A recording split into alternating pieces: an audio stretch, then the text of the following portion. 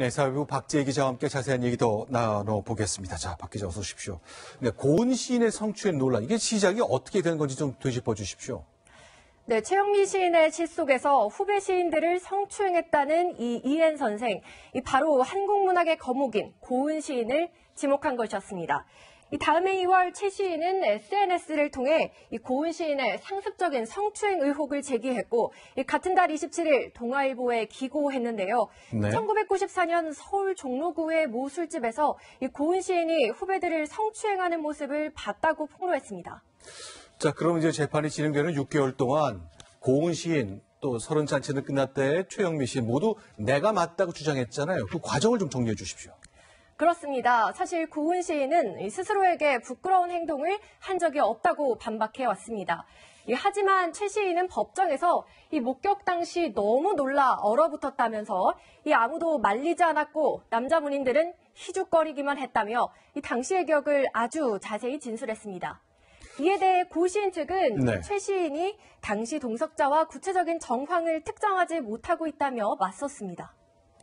자, 이제 방송에서 그때 어떤 일이, 이제 25년 전, 1994년인데 어떤 일이 있었는지는 저희가 다 밝힐 수가 없을 정도의 내용들입니다. 그런데 이제 오늘 법원은 최영미가 맞았다고 손을 들어줬거든요.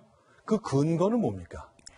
네, 최 시인은 재판부에 1993년부터 2년간 작성한 일기장 3권을 제출했습니다. 네. 이 성추행 장면을 목격했을 당시의 심경이 담겨 있는데요. 네. 고은 시인 측은 일기장이 조작됐을 가능성도 있다고 주장했지만 이 재판부는 1994년 6월 2일자 일기가 존재하고 최 시인의 진술에는 사건 발생 장소와 목격 경위 등에 대해 구체적이고 특징적인 묘사가 있고 세부 정보가 충분히 포함되어 있다며 결국 최 시인의 손을 들어줬습니다.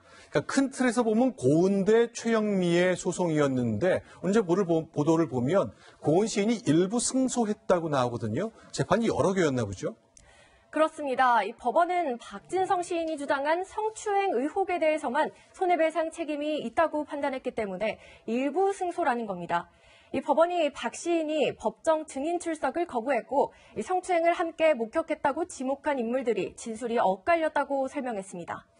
자, 그럼 이제 동아일보도 또 동아닷컴도 이 사건 관련된 직접적인 내용을 보도해서 고은 시인한테 소송을 당했잖아요. 그건 어떻게 정리가 됐습니까?